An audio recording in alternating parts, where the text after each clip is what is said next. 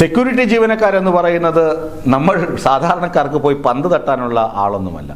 ചിലപ്പോൾ നിങ്ങൾക്കറിയാം, ചന്ദ്രബോസിന്റെ കാര്യം നിങ്ങൾക്കറിയാം. അതുപോലെ എറണാകുളത്ത് ഒരു സെക്യൂരിറ്റി ജീവനക്കാരനെ ഒരു സ്ത്രീ വന്നു നിന്ന് അധിക്ഷേപിക്കുന്നതും കരണത്തടിക്കുന്നതും ഒക്കെ നമ്മൾ കണ്ടതാണ്. ടി വിയിലും CCTV വിഷ്വൽസ് ഒക്കെ നമ്മൾ കണ്ടതാണ്. അതൊക്കെ ക്രൂരമായ ഇടപെടലാണ്. ചന്ദ്രബോസിന്റെ മരണം നമുക്കറിയാം. നിഷാം ഇപ്പോൾ 15 ദിവസം പരോളിൽ ഇറങ്ങിയിട്ടുമുണ്ട്. ഞാൻ പറഞ്ഞു വരുന്നത്, സെക്യൂരിറ്റി ജീവനക്കാരെന്ന് പറയുന്നത് ഒരു സ്ഥാപനത്തിന്റെ സുരക്ഷയ്ക്ക് വേണ്ടി ആ സ്ഥാപനങ്ങളോ അല്ലെങ്കിൽ ആ സ്ഥാപനം നിയോഗിച്ച ഏജൻസിയോ വയ്ക്കുന്ന ആളുകളാണ്. പലപ്പോഴും എല്ലാ ആളുകളും എക്സ് മിലിറ്ററിക്കാർ ആകണമെന്ന് നിർബന്ധമൊന്നുമില്ല. ജീവിക്കാൻ നിവൃത്തിയില്ലാതെ മറ്റൊരു ജോലിയും ചെയ്യാൻ പറ്റുന്നില്ല, ശാരീരിക അവശതകളുണ്ട്. അങ്ങനെയൊക്കെ വരുമ്പോൾ സെക്യൂരിറ്റി ജോലി, പകലെന്നോ രാത്രിയൊന്നോ ഇല്ലാതെ സെക്യൂരിറ്റി ജോലി ചെയ്ത് കുടുംബം പുലർത്താൻ അന്നത്തെ അന്നം വാങ്ങാൻ വന്നു നിൽക്കുന്ന ആളുകളാണ്. നിങ്ങൾ ഈ ദൃശ്യം ഒന്നൊന്ന് കണ്ടു നോക്കുക.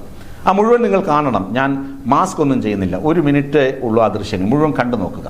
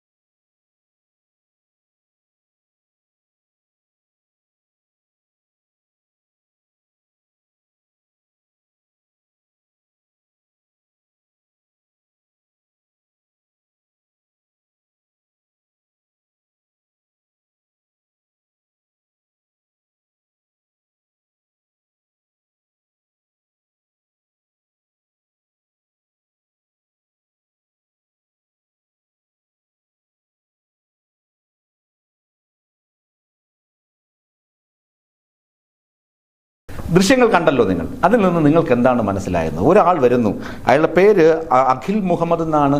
ഈ നടന്നു വരുന്ന ചെറുപ്പക്കാരൻ്റെ പേര്. വെള്ള ടീഷർട്ടൊക്കെ ഇട്ട് നടന്നു വരുന്നുണ്ട് വളരെ വേഗത്തിൽ. അയാളുടെ പുറകെ ആ സെക്യൂരിറ്റി ജീവനക്കാരനും വരുന്നുണ്ട്. ഇയാളിങ്ങനെ നടന്നു വരുന്നു. തൊട്ടുപുറകെ ബിജുകുമാർ എന്ന് പറയുന്ന ആ സെക്യൂരിറ്റി ജീവനക്കാരൻ വരുന്നു. 55 വയസ്സുണ്ട് ആ സെക്യൂരിറ്റി ഉദ്യോഗസ്ഥന്.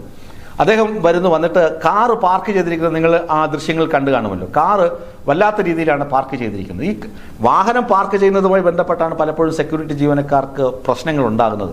നമ്മൾ ഒരു സ്കൂട്ടറോ അല്ലെങ്കിൽ കാറോ കൊണ്ട് നമ്മൾ തോന്നിയതുപോലെ വെച്ചിട്ട് പോയി കഴിഞ്ഞാൽ ആ സെക്യൂരിറ്റി ജീവനക്കാരനെ CCTV ദൃശ്യങ്ങളിലൂടെ ഈ മുതലാളിമാർ കാണും. കണ്ടിട്ട് സെക്യൂരിറ്റി ജീവനക്കാരനോട് തട്ടിക്കയറും. നിങ്ങൾ എന്തിനാണ് അവിടെ നിന്നിട്ട് കാർ ഇങ്ങനെ പാർക്ക് ചെയ്യാൻ അനുവദിച്ചതെന്നൊക്കെ ചോദിക്കും. ആ ചീത്തവിളി ഭയന്നിട്ടാണ് ഈ ബിജുകുമാർ എന്ന് പറഞ്ഞ സെക്യൂരിറ്റി ഓഫീസർ അല്ലെങ്കിൽ ജീവനക്കാരൻ ഇയാളെ വന്ന് കാണുന്നത്. താക്കോല് കൊടുത്തു കഴിഞ്ഞാൽ അവർ തന്നെ മാറ്റിയിടും. മിക്കവാറും സെക്യൂരിറ്റി ജീവനക്കാരൻ്റെ കയ്യിലാകും താക്കോലൊക്കെ കൊടുത്തിട്ട് പോവുക. ഇവിടെയും അങ്ങനെ ഒരു വസ്ത്രവ്യാപാര കേന്ദ്രമാണ്, സ്റ്റുഡിയോയുടെ വസ്ത്രവ്യാപാര കേന്ദ്രമാണ്. അപ്പോൾ സെക്യൂരിറ്റി ജീവനക്കാരൻ അങ്ങനെയുള്ള പെർമിഷനൊക്കെ കൊടുത്തിട്ടുണ്ടാവും. താക്കോൽ കൊടുത്തു കഴിഞ്ഞാൽ അദ്ദേഹം എടുത്ത് പാർക്കിംഗ് ഏരിയയിൽ കൊണ്ട് ഭദ്രമായി വണ്ടി സൂക്ഷിക്കും. അത് കഴിഞ്ഞ് നിങ്ങൾ ഇറങ്ങുമ്പോൾ താക്കോൽ തിരികെ തരികയും ചെയ്യും. അങ്ങനെയുള്ള സംവിധാനം മിക്കവാറും എല്ലാ ഷോപ്പിംഗ് മാളുകളിലും മിക്കവാറും എല്ലാ വലിയ കടകളിലും അത്തരം സംവിധാനങ്ങളുണ്ട്. ഇവിടെയും അങ്ങനെ ആയിരിക്കണം. ആ സെക്യൂരിറ്റി ജീവനക്കാരൻ കാറ് മാറ്റിയിടുന്ന കാര്യമാണ് വന്ന് സംസാരിക്കുന്നത്. ആ സമയത്ത് ഇയാൾ ഒറ്റ തള്ളാണ്. ആ വൃദ്ധനായ ആൾ, 55 വയസ്സ്, വൃദ്ധനല്ല 55 വയസ്സുള്ള അയാളെ ഈ ചെറുപ്പക്കാരൻ അഖിൽ മുഹമ്മദ് എന്ന് പറയുന്ന ആൾ പിടിച്ചു തള്ളുന്നു. 6 പടിക്കെട്ടുകളാണ് അയാൾ ഉരുണ്ടുരുണ്ട് പോകുന്നത്. ആ വീഴ്ചയിൽ അദ്ദേഹത്തിന് മറ്റെന്തെങ്കിലും ജീവാപായം വല്ലതും സംഭവിച്ചിരുന്നുവെങ്കിൽ ഈ പറയുന്ന ഈ അഖിൽ മുഹമ്മദൊക്കെ അഴിക്കുള്ളിലാണ്. നിഷാം ചെയ്തതുപോലെ, ചന്ദ്രബോസിനെ നിഷാം കാറിടിച്ച് കൊന്നതുപോലെയൊക്കെയുള്ള സംഭവമാണിത്. പിടിച്ച് തള്ളുകയാണ്. അയാൾ ഉരുണ്ട് കരണം മറിഞ്ഞ് പോകുന്നു. കണ്ടുനിന്ന നാട്ടുകാർക്ക് തന്നെ അരിശം മുക്കുന്നു. അവസാനം നാട്ടുകാർ ഈ അഖിൽ മുഹമ്മദിനെ തടഞ്ഞൊക്കെ വയ്ക്കുന്നുണ്ട്. ആ CCTV ദൃശ്യങ്ങൾ നമുക്ക് കാണാം. കഴിഞ്ഞ 14-ാം തീയതി നടന്നതാണ്. ഈ വീഴ്ചയിൽ ബിജുകുമാർ എന്ന് പറഞ്ഞ സെക്യൂരിറ്റി ജീവനക്കാരൻ്റെ തോളലിന് പൊട്ടലുണ്ട്. അദ്ദേഹത്തിന് മറ്റൊന്നും സംഭവിക്കാത്തത് ആരുടെയും ഭാഗ്യം, അദ്ദേഹത്തിൻ്റെ ഭാര്യയുടെയും മക്കളുടെയും ഭാഗ്യം. ഏതായാലും ഇയാൾ ചെയ്തത്, ഈ പിടിച്ചു തള്ളിയ അഖിൽ മുഹമ്മദ് എന്ന് പറയുന്ന വ്യക്തി ചെയ്തത് ഒരിക്കലും ന്യായീകരിക്കാൻ പറ്റാത്ത ഒരു ക്രൂരമായ കുറ്റകൃത്യമാണ്. ഇയാൾക്കെതിരെ പോലീസ് കേസെടുത്തിട്ടുണ്ട്.